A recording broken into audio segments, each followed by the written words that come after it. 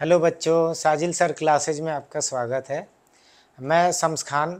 बेटा first time यहाँ पे साजिल सर ने ऑर्गेनाइज़ किया है कि 11th एमयू एंट्रेंस का बैच एक ऐसा ग्रुप बनाया जाए जहाँ से बच्चों को ज़्यादा से ज़्यादा बेनिफिट पहुँच पाए। एक्चुअली होता क्या है, हमारे कंट्री में बेटा मोस्टली ऑल ओवर इंडिया से जो भी स्पेशली जो मुस्लिम कैंडिडेट है वो क्या करते हैं, उनका ख्वाहिश होता है एमयू एंट्रेंस में सिलेक्शन का बेटा। तो इस वजह से साजिल सर ने भी एक ग्रुप ऐसा बनाया जिससे कि ज़्यादा से ज़्यादा बेस्ट कंटेंट डिलीवर करा जाए आपको। इस वजह से हम लोगों ने क्या किया, एक यूनाइट होकर के एक ऐसा टीम हम लोग बना रहे हैं जिससे कि आपको बेहतरीन से बेहतरीन मटेरियल डिलीवर कर पाएँ हम लोग। इसलिए बेटा मैं मैथ पढ़ाऊँगा आपको। साजिल सर ने हमें जोड़ा है, वो हमारे दोस्त हैं, एक बहुत अच्छे दोस्त हैं। इस वजह से उन्होंने जोड़ा है हमें, और एक साथ करके हम लोग आपको प्रोवाइड करेंगे एक बेहतरीन बेटा one of the best faculty ever in Aligarh city के द्वारा आपको बेहतरीन मटेरियल और काफ़ी बेहतरीन कंटेंट मिलेगा आपको। तो इसलिए घबराना नहीं है, कूल होकर के आपको मस्त पढ़ना है। और यहाँ से देखिए आपको क्या क्या कंटेंट मिलता है, और फिर आप लोग हमें रिव्यू करिए। जो भी आपको बेहतर लगता है कि ये चीज़ें है बेटा, तो हम लोग उसको फिर सॉर्ट आउट करेंगे। आपको एक और प्रैक्टिस शीट प्रोवाइड हम लोग करेंगे जो कि आपको काफ़ी मतलब लेवल को राइज कर देगा आपके। एक और बात है बेटा कि जैसे इस लेक्चर को अगर आप पढ़ रहे हो तो 9th-10th का पूरा सिलेबस होता है एमयू एंट्रेंस में, लेकिन अगर इस पूरे कंप्लीट सिलेबस को अगर पढ़ रहे हो तो अगर बाय द वे 1% मैं मानता हूँ कि अगर सिलेक्शन नहीं होता है आपका, तो आपका लेवल इस लेवल तक बन जाएगा कि बेटा कभी 11th-12th में कभी लाइफ में सफ़र नहीं करोगे। तो इसलिए बेटा आप बेहतरीन से बेहतरीन मटेरियल मिलेगा, आप पढ़िए और इस कंटेंट को देखिए किस लेवल का आपको मिल रहा है। ठीक है, तो बेटा अब हम लोग स्टार्ट कर रहे हैं, पॉलिनोमियल से स्टार्ट कर रहे हैं आज। ठीक है, तो अब देखो पॉलिनोमियल एक्चुअली बेटा दो वर्ड से डिराइव हुआ है, और वो कौन कौन सा वर्ड है, तो देखो पॉली प्लस नोमियल्स, दो वर्ड है। वो कौन कौन है, पॉली है और दूसरा क्या है, नोमियल्स है। अब देखो पॉली का मतलब क्या होता है, इट मीन्स मेनी। पॉली का मतलब क्या होता है, मेनी होता है। और देखो नोमियल्स का मतलब क्या होता है, टर्म्स। तो इसका मतलब इसके डिवीजन के अकॉर्डिंग इसको डिफाइन कैसे करेंगे, तो N algebraic expression which contain many terms, इसको डिफाइन कैसे लिखोगे बेटा, देखो N algebraic expression which contain many terms।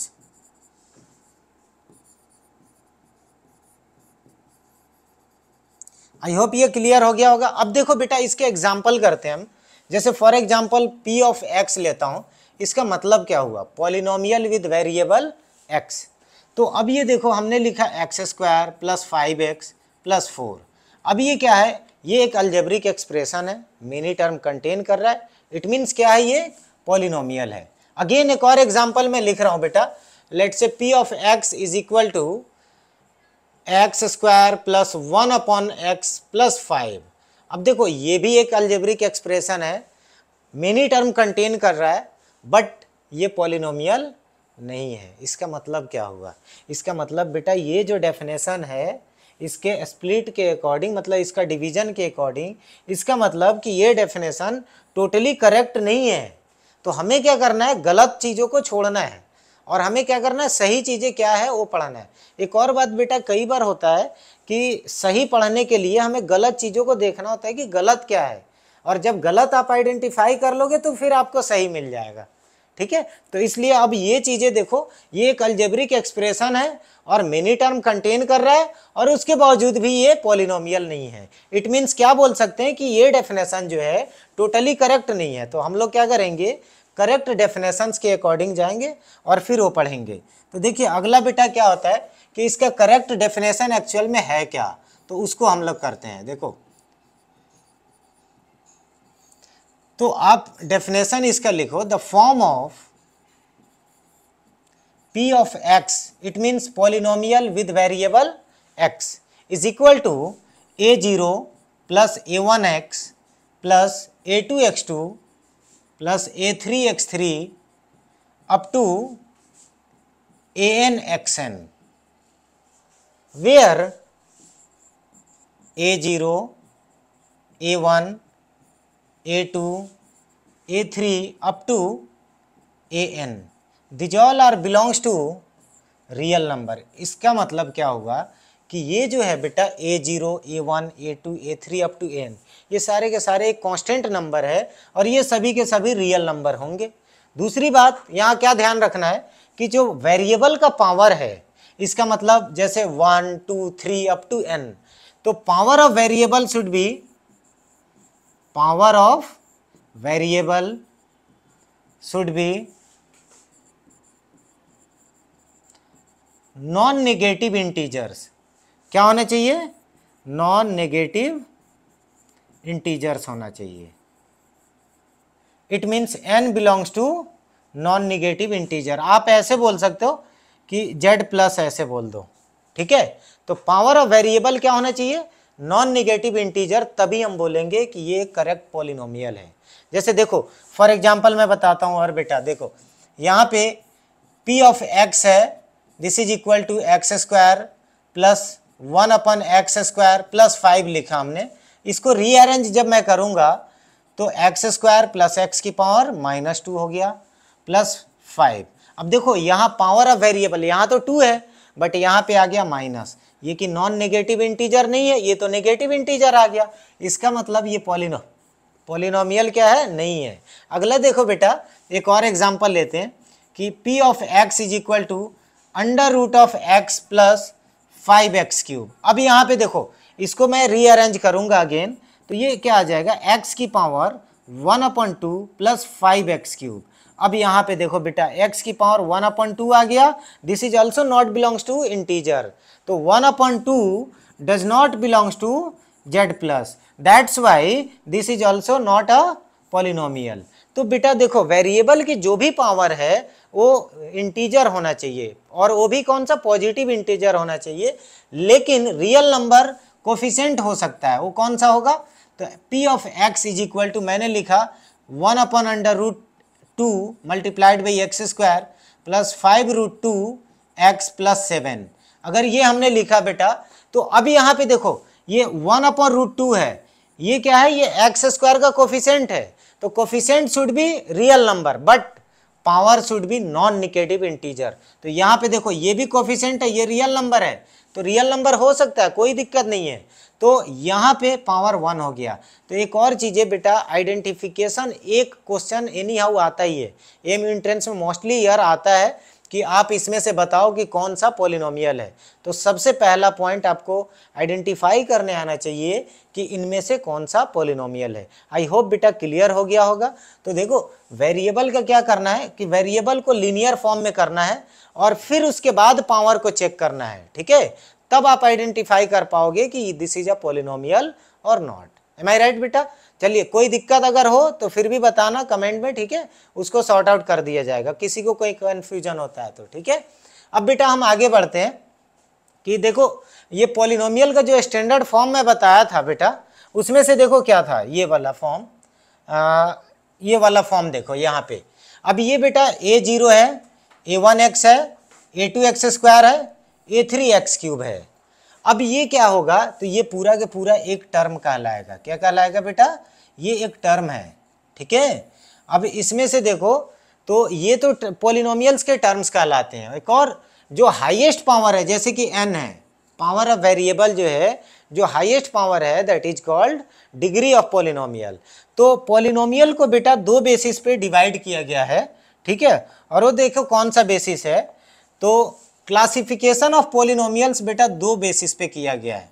कौन कौन से?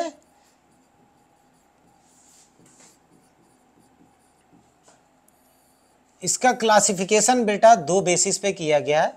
एक तो on the basis of terms, on the basis of terms, दूसरा बेटा on the basis of degree, on the basis of degree. अब देखो यहां टर्म्स के बेसिस पे बेटा जो पहला है दिस इज मोनोमियल, मोनोमियल। दूसरा क्या है? बाइनोमियल आ गया। तीसरा बेटा ट्राइनोमियल हो गया। तो इसके बाद जब भी आए तो पॉलिनोमियल आप बोलो, कोई दिक्कत नहीं है। अब देखो मोनोमियल में नंबर ऑफ टर्म्स 1 होंगे, बाइनोमियल में 2 होंगे, ट्राइनोमियल में 3 होंगे। अब बेटा डिग्री के बेसिस पे देखो क्या क्या, ये सबसे इंपॉर्टेंट है जो कि यहीं से क्वेश्चन बनता है। तो देखो पहला जो है वो लीनियर है। कौन सा फॉर्म हो गया? लीनियर पॉलिनोमियल हो गया। यहाँ पे बेटा डिग्री 1 होगा। क्या होगा? डिग्री 1 होगा। सेकेंड पॉइंट जो है this is quadratic. Quadratic polynomial में डिग्री क्या होगा? 2 होगा। थर्ड जो है बेटा क्यूबिक पॉलिनोमियल है, इसमें डिग्री 3 होगा। और अगला जो है वो बाई क्वाड्रेटिक है जिसमें कि डिग्री क्या होगा? 4 होगा। ठीक है, तो ये टर्म्स के डिग्री के बेसिस पे ये डिवीजन किया गया है पॉलिनोमियल का।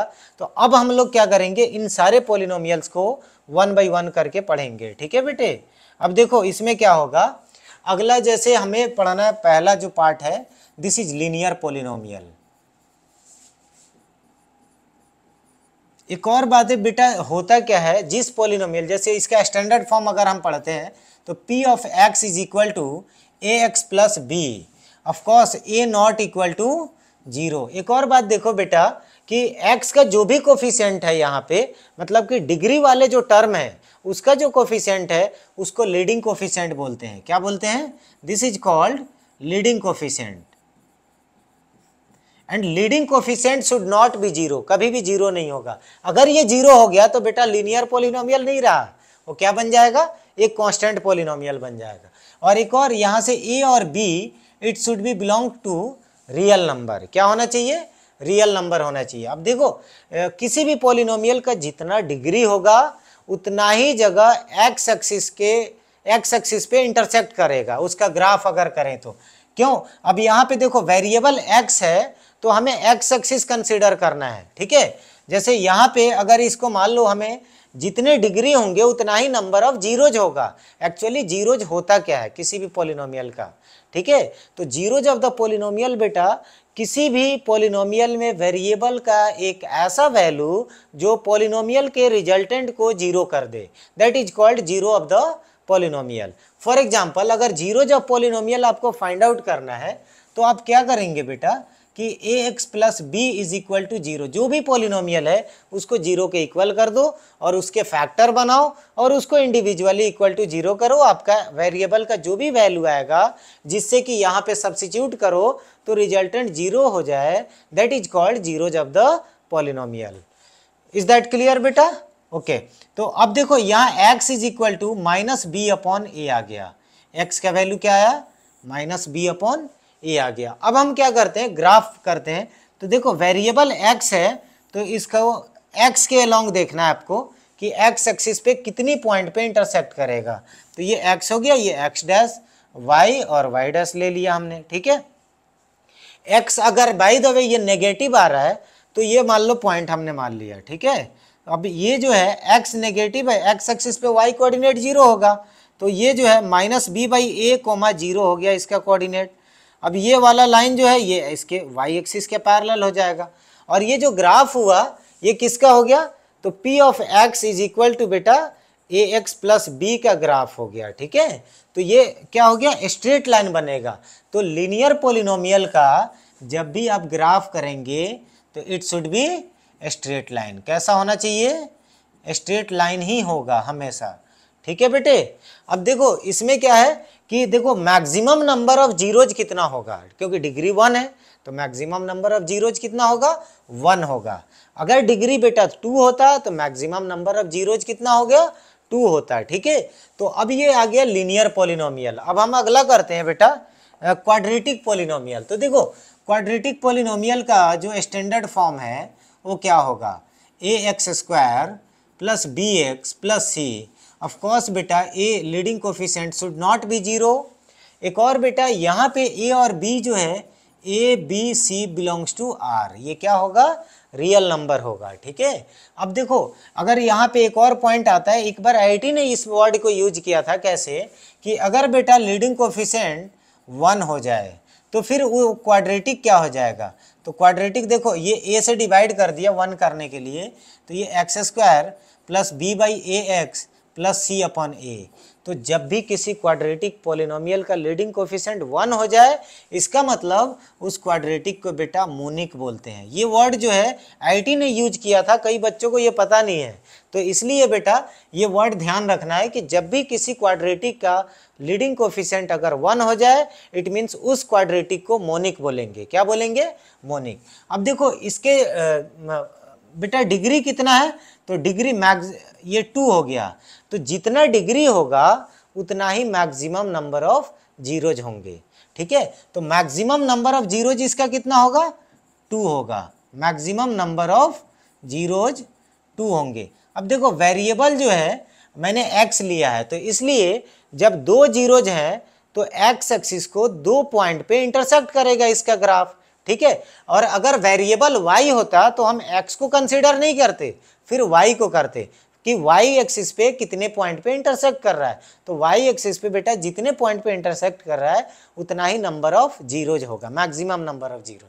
ठीक है, तो अब देखो जब क्वाड्रेटिक का ग्राफ करते हैं तो क्वाड्रेटिक का ग्राफ बेटा देखो क्या होता है, ये एक स्पेशल टाइप का कर्व बनता है। ग्राफ जो है इसका बेटा एक स्पेशल टाइप का कर्व बनता है और जिसका नाम होता है पैराबोला। क्या होता है? पैराबोला। तो देखो पैराबोला जो है एक्चुअली 2 वर्ड से डिराइव हुआ है। कितने वर्ड से? 2 वर्ड से। और वो भी कौन कौन बेटा? पहला जो है पैरा और दूसरा जो है बोला। देखो कौन बोला? पैरा ने बोला है ना।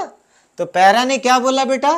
पैरा का मतलब होता है थ्रो करना, मतलब थ्रोन। ठीक है, और बोला का मतलब क्या होगा? बॉल्स। इसका मतलब क्या हुआ? मतलब कि एक ऐसा कर्व जो किसी बॉल को फेंकने के बाद बनता हो।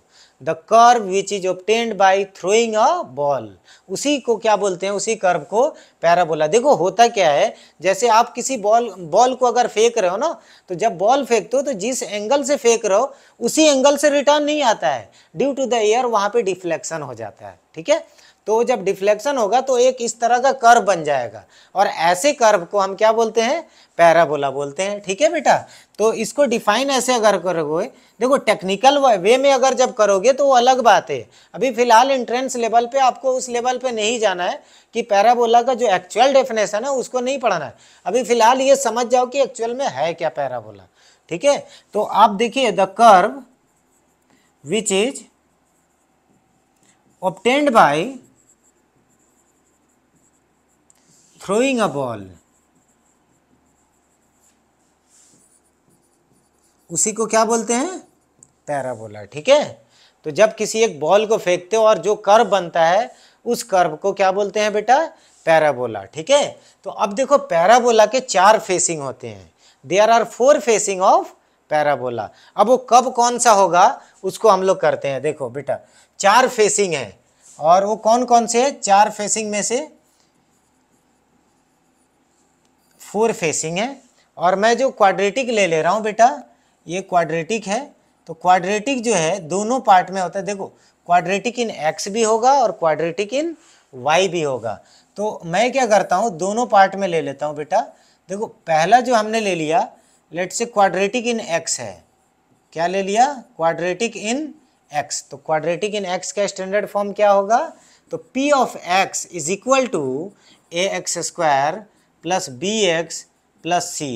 Of course a not equal to 0। अगर देखो बेटा यहाँ a 0 हो जाए तो क्या हो जाएगा? ये क्वाड्रेटिक नहीं रहा, फिर लीनियर बन जाएगा। ठीक है, अब क्वाड्रेटिक इन y दूसरा लेता हूँ मैं, क्वाड्रेटिक इन y। तो p of y is equal to ay square plus by plus c, और a not equal to 0 and a b c belongs to real number. ठीक है, अब क्वाड्रेटिक इन x में पैराबोला का facing कैसा होगा ये समझते हैं। ठीक है, ये बहुत इंपॉर्टेंट है बेटा, और यहाँ से क्वेश्चन हमेशा आता है, लगभग बनता है क्वेश्चन।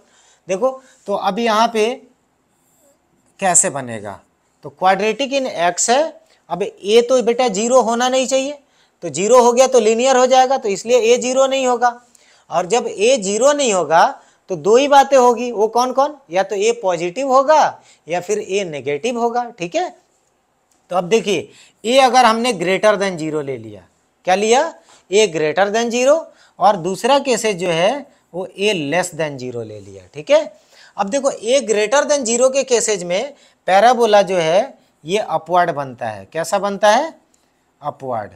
और ए लेस देन जीरो के केसेज में बेटा पैराबोला जो है वो डाउनवर्ड बनता है।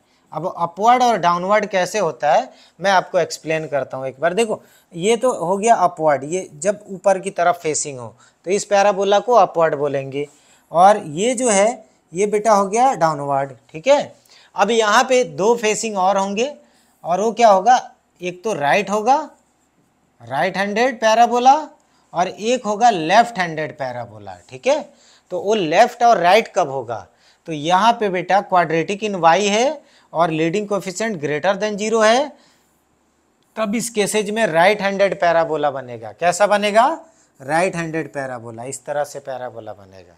दूसरा, जब ए लेस देन बेटा जीरो आ रहा है तो इसका मतलब ये क्या होगा कि ये लेफ्ट हैंडेड पैराबोला बनेगा। ठीक है, आई होप बेटा ये क्लियर हो गया। अब इस पैराबोला को मैं वन बाय वन करके एक बार पूरा एक्सप्लेन कर दे रहा हूँ। कहाँ पे इसका वर्टेक्स क्या होता है, एक्सिस ऑफ पैराबोला क्या होता है, इसके मैक्सिमम और मिनिमम वैल्यू क्या होते हैं, वो सारी चीज़ें अभी हम लोग डिस्कस करेंगे। ठीक है बेटा, तो आप बने रहिए और देखते रहो।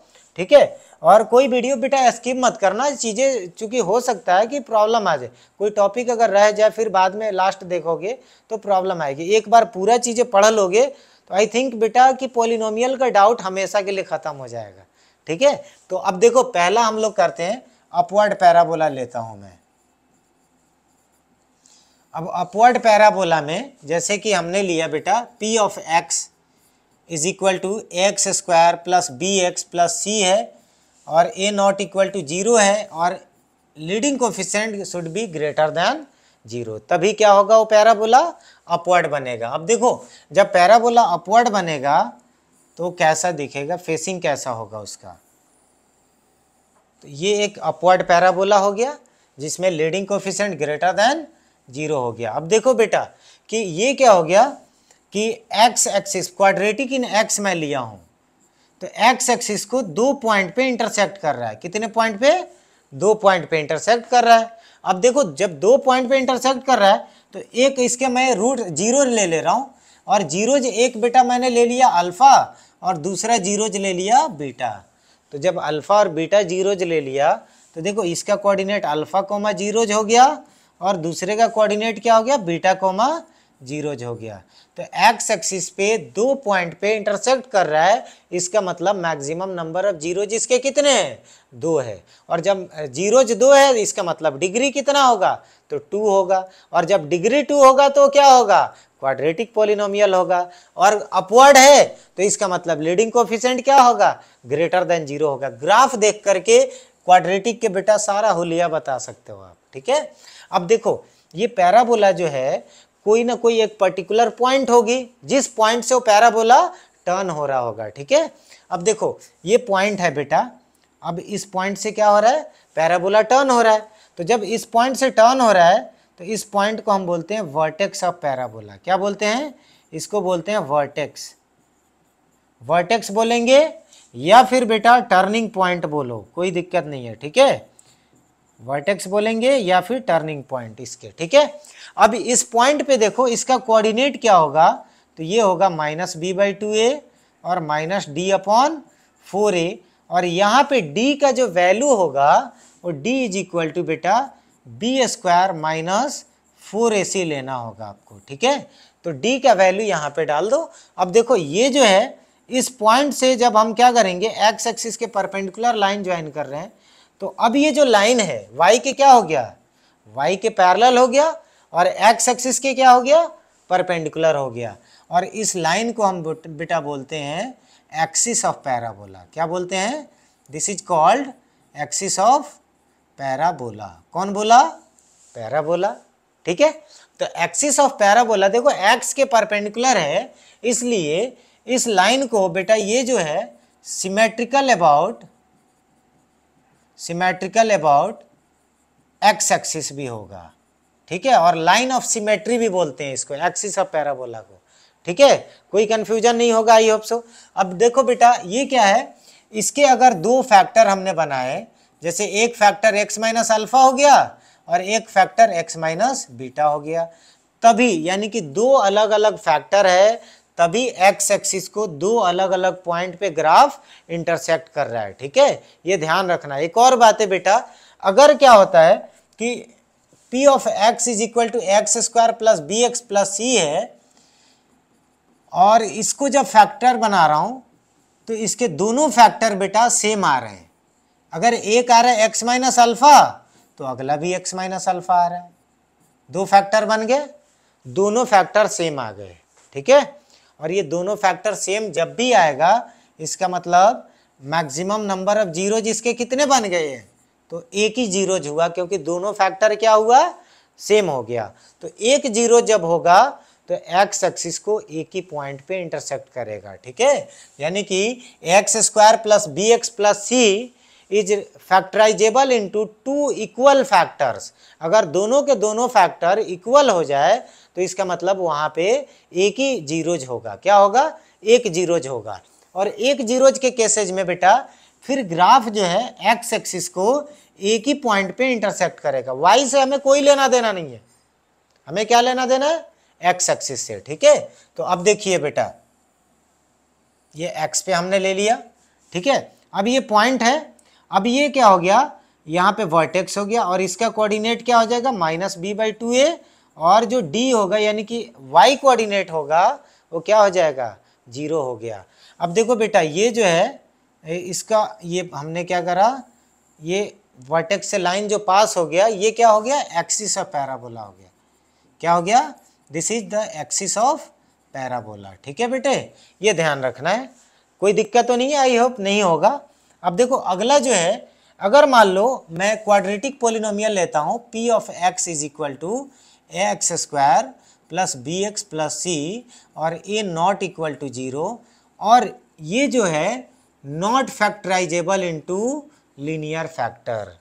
ये अगर मतलब लीनियर फैक्टर में फैक्टराइज नहीं हो रहा है, not factorisable into linear factors. तो जब बेटा लीनियर फैक्टर में इसके फैक्टर नहीं बन रहे हैं तो इसका मतलब क्या होगा कि ये जो है एक्स एक्सिस को किसी भी पॉइंट पे इंटरसेक्ट नहीं करेगा। तो हालांकि क्वाड्रेटिक है, तो जब क्वाड्रेटिक है तो बेटा वो तो होगा पैराबोला ही, लेकिन एक्स एक्सिस को एक भी पॉइंट पे इंटरसेक्ट नहीं करेगा, ये ऊपर चला जाएगा इस तरह से। इसका मतलब इसके नो रियल जीरोज होंगे, रियल जीरोज नहीं होंगे। जीरोज तो होंगे लेकिन रियल नहीं होंगे, वो इमेजिनरी होगा और वो एक कॉम्प्लेक्स नंबर में चला जाएगा। तो फिलहाल अभी उसकी नीड नहीं है। ठीक है बेटे, अब देखिए यहाँ पे ये हमने ये एक्सिस ऑफ पैराबोला हो गया और इसका जो वर्टेक्स है this is equal to minus b by two a और minus d by four a, ये बन गया। ठीक है, इसी तरह से हर एक पार्ट में बेटा अपवर्ड के केसेज में हो गया ये, फिर उसके बाद डाउनवर्ड के केसेज में सेम पैटर्न होगा, फिर लेफ्ट के केसेज में भी वही होगा और राइट के केसेज में भी वही होगा। देखिए एक और बात है बेटा, अपवर्ड और डाउनवर्ड में मैक्सिमम और मिनिमम वैल्यू पूछ लेता है। ठीक है, जैसे कि रेंज पूछ लेता है। तो देखो मैं एक बार बताता हूं आपको, वहां पे बेटा ये देखो, ये अपवर्ड के केसेज हैं और अपवर्ड के केसेज में ये जो ग्राफ है बेटा मैक्सिमम इसी पॉइंट पे आया है। ठीक है, अब इससे नीचे तो जा नहीं सकता और ग्राफ क्या हो रहा है, ऊपर की तरफ जा रहा है। देखो अब ये ऊपर जा रहा है तो ये कहां तक जाएगा, तो इसका कोई मैक्सिमम वैल्यू नहीं है। तो अपवर्ड के केसेज में बेटा मिनिमम वैल्यू जो होगा वो minus D upon four a होगा और मैक्सिमम क्या होगा, तो there is no maximum value, इसका कोई मैक्सिमम वैल्यू नहीं होगा। अब देखो अगर इसकी रेंज पूछे ना बेटा, अपवर्ड क्वाड्रेटिक का रेंज पूछो कि इसका रेंज कहां से कहां तक लाई करेगा, तो रेंज जो है बेटा माइनस डी बाई फोर ए से लेकर के इन्फिनिटी तक लाई करेगा और ये इंक्लूडेड होगा। ठीक है, क्योंकि यहां से स्टार्ट हो रहा है तो यही रेंज हो गया। ठीक है, अब ये क्या हो रहा है, यहां से लेकर कहां तक जाएगा, तो इन्फिनिटी तक, जिसका कोई अंत नहीं है बेटा। ठीक है, इसलिए कोई मैक्सिमम वैल्यू नहीं है, मैक्सिमम के बारे में हम कुछ नहीं बोल सकते, लेकिन मिनिमम के बारे में बोल सकते हैं। वो क्या होगा, तो इस अपवर्ड क्वाड्रेटिक का, हर एक अपवर्ड क्वाड्रेटिक का जो बेटा मिनिमम वैल्यू है that is equal to minus d by four a होगा। क्या होगा, minus d by four a. ठीक है, अब देखो डाउनवर्ड के केसेज में क्या करते हैं, एक डाउनवर्ड हम ले लेते हैं, ठीक है बेटा। तो डाउनवर्ड के केसेज में अब क्या होगा, तो ये तो ठीक है बेटा, ये क्वाड्रेटिक इन एक्स होगा और मतलब कि x square plus b x plus c होगा, p of x is equal to, but a less than zero होगा, लीडिंग कोफिशिएंट क्या होगा, नेगेटिव होगा। उसी केसेज में बेटा पैराबोला जो होगा वो डाउनवर्ड होगा और इसका ग्राफ जो है इस तरह से बनेगा और ये जो है वर्टेक्स हो गया और इसका कोऑर्डिनेट -b/2a और -d/4a हो गया, ठीक है बेटे। अब देखिए यहाँ पे, अब इसका यहाँ पे क्या हुआ, इस ग्राफ के बारे में क्या बोलेंगे, ये दोनों मतलब कि दो डिस्टिंक्ट लीनियर फैक्टर है, इसका मतलब दो अलग अलग जीरोज होंगे, इसके क्या होंगे, दो डिफरेंट जीरोज होंगे। अब ये बेटा देखो यहाँ के पे आ गया कि ये जो है y एक्सिस के पैरेलल हो गया और x के परपेंडिकुलर हो गया, एक्सिस जो है, तो इसको बेटा लाइन ऑफ सिमेट्री बोल देंगे। क्या बोलेंगे, लाइन ऑफ सिमेट्री या सिमेट्रिकल अबाउट एक्स एक्सिस, ऐसे बोल सकते हो, ठीक है।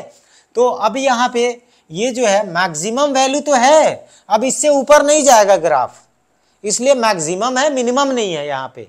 तो डाउनवर्ड के केसेज में बेटा मैक्सिमम वैल्यू तो है और वो मैक्सिमम क्या है, तो -d/4a है, ठीक है। लेकिन मिनिमम की अगर बात करूं तो there is no minimum value, इसका कोई मिनिमम वैल्यू नहीं है, ठीक है बेटे। अब देखिए यहाँ पे अगर रेंज पूछूं मैं डाउनवर्ड पैराबोला की, तो इसका रेंज देखो क्या होगा, मैं यहाँ पे लिख दे रहा हूँ बेटा, ठीक है। रेंज जो है इसका रेंज क्या होगा, तो -∞ से लेकर के -d/4a तक होगा और ये इंक्लूडेड होगा इसलिए क्लोज्ड इंटरवल लगाएंगे और ये एक्सक्लूडेड होगा इसलिए, क्योंकि इन्फिनिटी बेटा एक्सक्लूडेड ही होता है, पता नहीं है वो क्या ऐड करना है, तो इसलिए इन्फिनिटी पे इट शुड बी हमेशा वो क्या होगा, ओपन ब्रैकेट होगा, ठीक है। कोई कंफ्यूजन हो बेटा, दिक्कत हो तो आप बेटा कमेंट बॉक्स में डालना, उसको हम लोग सॉर्ट आउट करेंगे, ठीक है। कोई इशूज नहीं है, कोई भी टॉपिक में प्रॉब्लम है बताना, दोबारा हम लोग कोशिश करेंगे रिपीट कर दें, ठीक है। अब देखो बेटा अगला जो हम लोग जा रहे हैं, फिर अगला देखो उसके बाद अब हम क्या करते हैं कि जैसे लीनियर पढ़ा था उसके जीरोज वगैरह डिग्री कुछ सवाल आते हैं कि अगर लीनियर पे आते हैं, फिर दोबारा से देखो कि लीनियर का जो स्टैंडर्ड फॉर्म था ax + b था, a ≠ = 0 था। अब यहाँ पे अगर मैं एक केसेज ऐसा लेता हूँ बेटा कि अगर लीडिंग कोफिशिएंट को ही 0 कर दूँ, केस फर्स्ट मैं ले लेता हूँ, ठीक है। ये वाली चीज़ें तो बेटा क्या हो गया,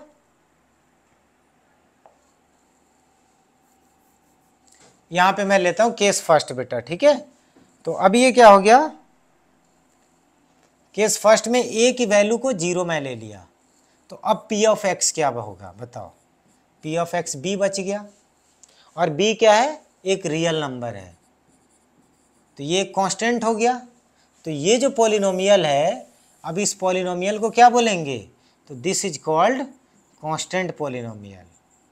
क्या, कौन सा पॉलिनोमियल होगा, कांस्टेंट पॉलिनोमियल। फॉर एग्जांपल देखो अगर हमने बेटा लिया p ऑफ x = 5 लिया, तो 5 क्या है, एक कांस्टेंट नंबर है। अब यहाँ पे x वेरिएबल है, तो x की पावर क्या हो जिससे कि कोई फर्क ना पड़े, तो x की पावर क्या होगा, 0। क्यों, क्योंकि x की पावर 0 का वैल्यू 1 होगा और 5 × 1 दैट इज इक्वल टू 5, ठीक है बेटे। तो अब देखो यहाँ पे मैक्सिमम यानी कि देखो हाईएस्ट डिग्री पावर जो है वेरिएबल का क्या है, तो 0 है।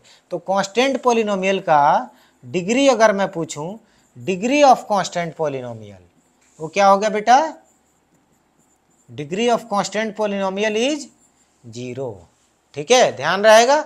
अब देखो कांस्टेंट पॉलिनोमियल से एक और निकलता है बेटा, अगर जैसे हमने लिया p ऑफ x = 0, 0 भी एक ऑफकोर्स कांस्टेंट है, ठीक है।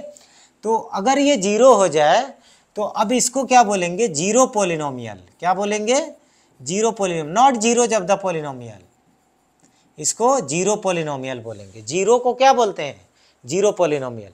जीरो जब द पॉलिनोमियल डिफरेंट हो गया, वो क्या हुआ कि वेरिएबल का ऐसा वैल्यू जो पॉलिनोमियल में सब्स्टिट्यूट करे तो रिजल्टेंट क्या आ जाए, 0 आ जाए, उसको हम क्या बोलते हैं, जीरो जब द पॉलिनोमियल, ठीक है बेटे। अब देखो जीरो पॉलिनोमियल है, तो अब p ऑफ x इसके डिग्री के बारे में बात करते हैं, तो 0 मल्टीप्लाइड बाई एक्स की पावर में 0 ले लिया, रिजल्टेंट क्या हो गया, 0 हो गया। ठीक है, अब देखो अगला मैं लेता हूं बेटा 0 मल्टीप्लाइड बाई एक्स की पावर 1, आंसर क्या आ गया, ये भी 0 आएगा। और अगला लेता हूं 0 मल्टीप्लाइड बाई एक्स की power 2, this is also equal to 0। अब यहाँ पे वेरिएबल की पावर क्या ले, तो भाई पता ही नहीं है, तो जब वेरिएबल की पावर पता ही नहीं है तो फिर क्या ले, इसका मतलब कि डिग्री ऑफ जीरो पॉलिनोमियल क्या होगा, बोलो, degree of zero polynomial is not defined, इसका मतलब डिफाइन नहीं है। ये ध्यान रखना है बेटा, ये एमसीक्यूज में क्वेश्चन बनता है, बहुत ध्यान रखना है। ठीक है, यूनिवर्सिटी कई बार बेसिक सवाल पूछ लेता, बच्चे फंस जाते। तो कांस्टेंट पॉलिनोमियल का डिग्री क्या होगा, 0 होगा, और जीरो पॉलिनोमियल का डिग्री क्या होगा, नॉट डिफाइंड होगा, ध्यान रहेगा। ठीक है, ऑल द बेस्ट बेटा। ठीक है, और आगे देखते हैं, देखिए क्यूबिक पॉलिनोमियल पे आते हैं हम लोग। ठीक है, क्वाड्रेटिक के बारे में मैं सारा बता दिया। अब देखो क्वाड्रेटिक में भी बेटा अपवर्ड, डाउनवर्ड, लेफ्ट, राइट, ठीक है, ये चारों फेसिंग जो है, ये चारों का ध्यान रखना है। और जो वर्टेक्स ऑफ कोऑर्डिनेट है, मतलब वर्टेक्स का कोऑर्डिनेट है वो -b/2a और कोमा -d/4a, ये वाला पैटर्न ध्यान रखना है। एक और बात है कि मैक्सिमम वैल्यू और मिनिमम वैल्यू क्वाड्रेटिक के केसेज में क्या होगा, तो अगर मैं क्वाड्रेटिक की बात करूं, अपवर्ड पैराबोला है तो वहां पे मिनिमम होगा, मैक्सिमम नहीं होगा, और डाउनवर्ड पैराबोला है तो वहां पे मैक्सिमम होगा, मिनिमम नहीं होगा। ठीक है, तो ये बातें ध्यान रखना है बेटा। ठीक है, अगला जो है हम क्यूबिक पॉलिनोमियल करते हैं, तो this is equal to x³ + bx² + cx + d। Of course यहाँ भी a नॉट इक्वल टू क्या होगा, 0 होगा, और a b c belongs to r होगा। ठीक है, अभी फिलहाल ग्राफ कर रहे हैं, फिर रिलेशन बिटवीन कोफिशिएंट और जीरोज हम लोग करेंगे, और काफ़ी टेक्निकली वे में करेंगे, और कुछ ट्रिक्स वगैरह भी करेंगे। ठीक है, टाइम टू टाइम हम लोग सारी चीज़ें करते रहेंगे, और पूरा कंसेप्ट, एक एक कंसेप्ट आपका डेवलप हो जाएगा बेटा। इसलिए क्लास में बने रहो और इसको ढंग से एक बार पढ़ लो, मज़ा आ जाएगा बेटा, आपका सिलेक्शन कोई रोक नहीं पाएगा, ध्यान रखना। इसलिए एक एक चीज़ें हम लोग प्रैक्टिस शीट भी प्रोवाइड करेंगे और उसका सॉल्यूशन भी प्रोवाइड करेंगे। ठीक है बेटा, तो हम लोग क्वेश्चन भी काफ़ी अच्छे अच्छे करेंगे। अभी एक बार कंसेप्ट समझ लो, फिर हम लोग क्वेश्चन पे आएंगे। ठीक है, अब देखिए अगला बेटा क्या करते हैं कि इसका जब यहाँ पे इसके कोई फिक्स शेप नहीं होता है। ठीक है, अगर इसकी ग्राफ मैं करूं बेटा,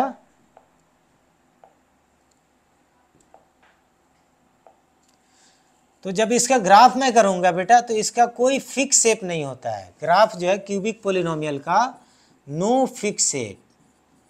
ठीक है, नो फिक्स शेप होगा। ठीक है, अब ये जो है ये डिपेंड करता है बेटा जीरोज पे। जैसे मैं बोलूं कि ग्राफ जो है अगर बेटा इस तरह से ऐसे हो गया, अब देखो एक्स एक्सिस के कितने पॉइंट पे इंटरसेक्ट कर रहा है, तो 3 पॉइंट पे।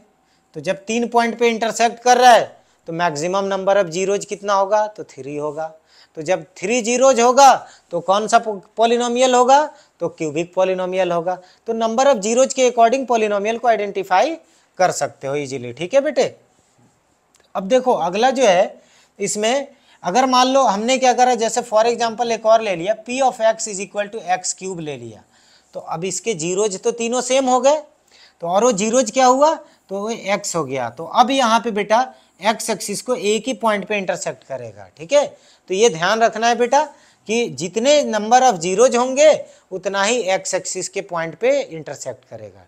ठीक है बेटे, अब देखो बाई क्वाड्रेटिक का जब ग्राफ हम लोग करेंगे तो उसमें भी बेटा क्या होता है कि कोई एक पर्टिकुलर शेप नहीं होता है, बट होता क्या है कि वो लगभग सा हाइपरबोलिक की तरह दिखता है। ठीक है, तो क्वाड्रेटिक से जो थोड़ा सा और फैल जाएगा उसका, यानी कि फेस और चौड़ा हो जाएगा। ठीक है, तो इसलिए बेटा हम लोग ये ग्राफ वाले सेशन कर चुके हैं।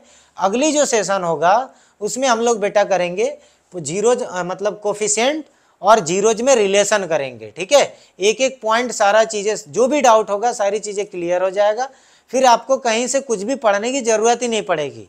तो एक एक पॉइंट आपका क्लियर होगा, चाहे आप 9th में हैं चाहे आप 10th में हैं, एक एक पॉइंट सब परफेक्ट होगा बिल्कुल। इसलिए बने रहना, और जो भी डाउट है बेटा आप बताना, हम लोग उस डाउट को सॉर्ट आउट करेंगे। ओके बेटा, ऑल दी बेस्ट।